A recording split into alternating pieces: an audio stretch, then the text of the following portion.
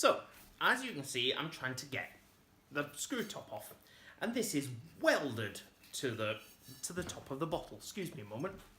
There we go. Finally got it open.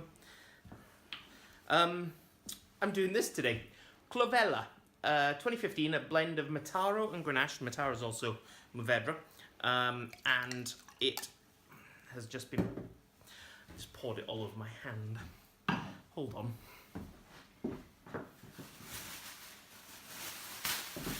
It's almost as if this wine doesn't want to get drunk. Right. Shall we start this tasting again? Let's.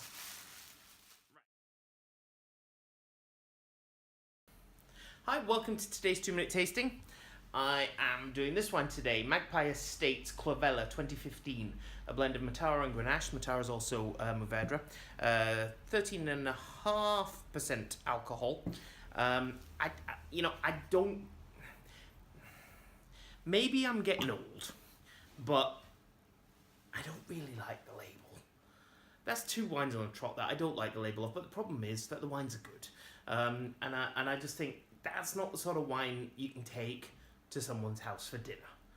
And at, 15 quid, 15.5 quid?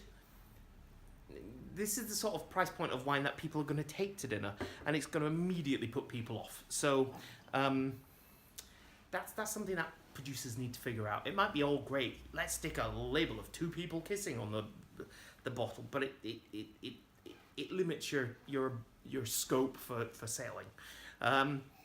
However, let's give this a whirl and see what it's like. I don't know if give it a whirl is trademarked to Gary Vaynerchuk, but, you know, apologies if it is.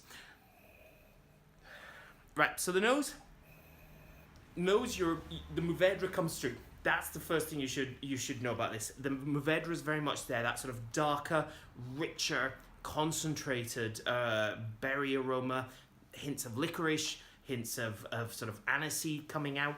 All of that's there. Very, very, very Mourvedre dominant nose. But it's not as heavy, and that's what I think the Grenache is doing. The Grenache is calming it down a bit, so you're not just getting a bombardment of Mourvedre. But it is very enticing. You're getting some sweeter, jammier fruits as well. But they're sort of going more into a sort of red berry rather than a dark berry. So it's got a bit of lightness to it.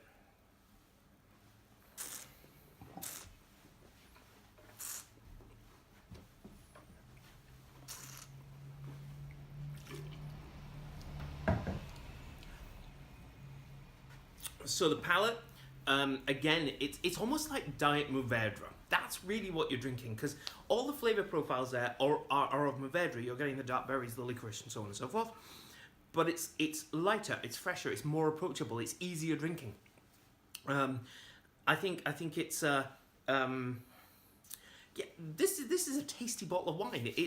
It's really well structured. You get nice fresh acidity towards the end. It's really well balanced. There is the power there, but it's not bombarding you. It's really, really well balanced.